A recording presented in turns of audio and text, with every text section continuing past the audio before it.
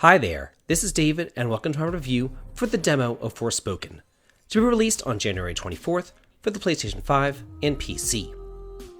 I've been hearing about this game for roughly a year now. I've seen videos and read articles about it, hearing all about its open world, its breathtaking graphics, and beautiful acrobatic combat based on parkour.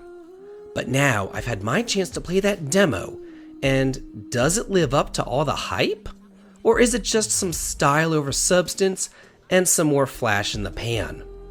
Well, come on with me and let's find out. Before I begin any game, I always like to fool around in the settings to see what's available, and I'm always on the lookout for that elusive easy mode, especially in a game like this where I know for a fact that I'm going to be absolutely terrible.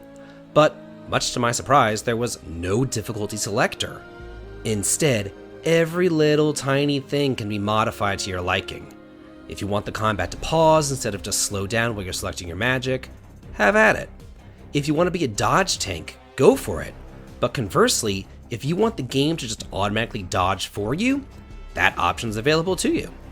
So the easy mode is definitely there, you just really have to fiddle around with all the settings and fine-tune it for your own needs.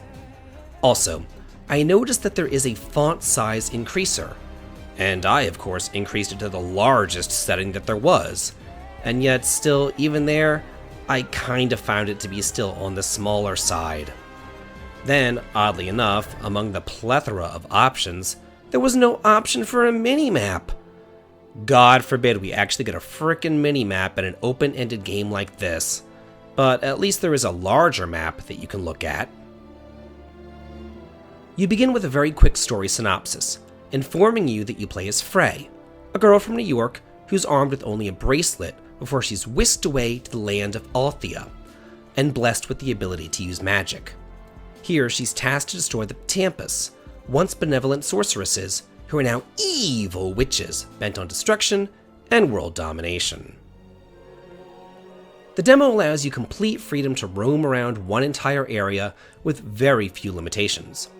You have 5 main quests, followed by a boss fight, but interspersed with that, there's plenty of other smaller quests to do, treasures to find, statues with power-ups to pray at, or just hidden nooks and crannies to seek out, as well as some picturesque locations.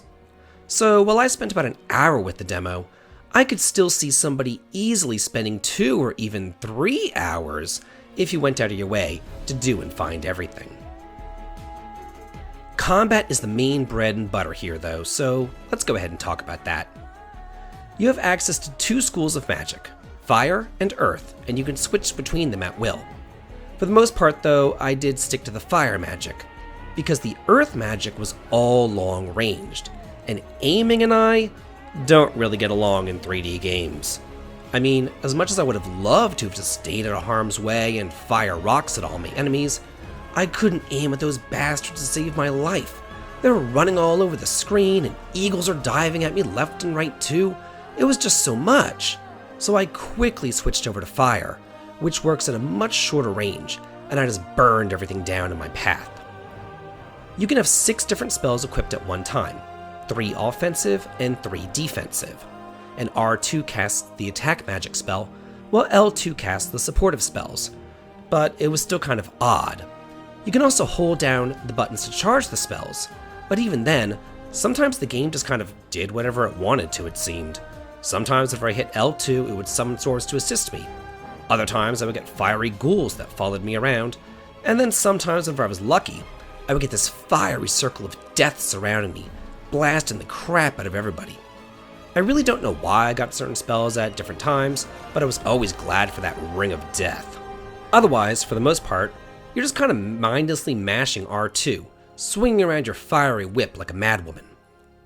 My mindless button mashing got me through the demo, and I was having fun in the short time that I played, but I had to wonder, why the R2 button and not the X button?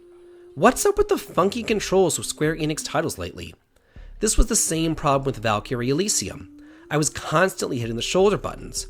I don't know about you, but my hand wears out much more whenever I'm hitting those shoulder buttons than whenever I'm hitting the face buttons, so it's just a really odd choice.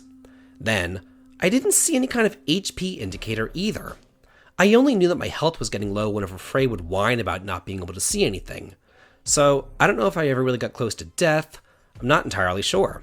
I mean, there are these 5 little stars and a number next to them on the screen, but the number constantly fluctuated, and the stars would go down even whenever I was just kind of running around outside of combat.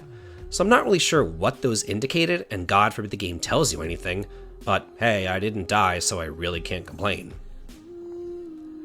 Your equipment consists of beautiful Grecian cloaks and gorgeous bejeweled necklaces, which you can upgrade in camp with tons of components found all throughout the region.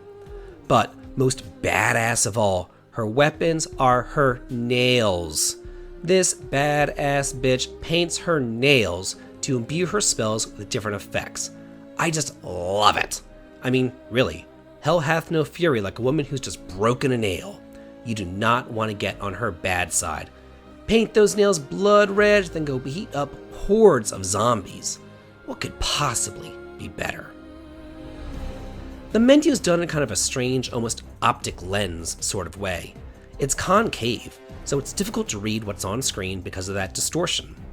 I am glad that there was a demo for this game, because I've been curious and kind of waffling back and forth over it, but the demo cemented my decision here.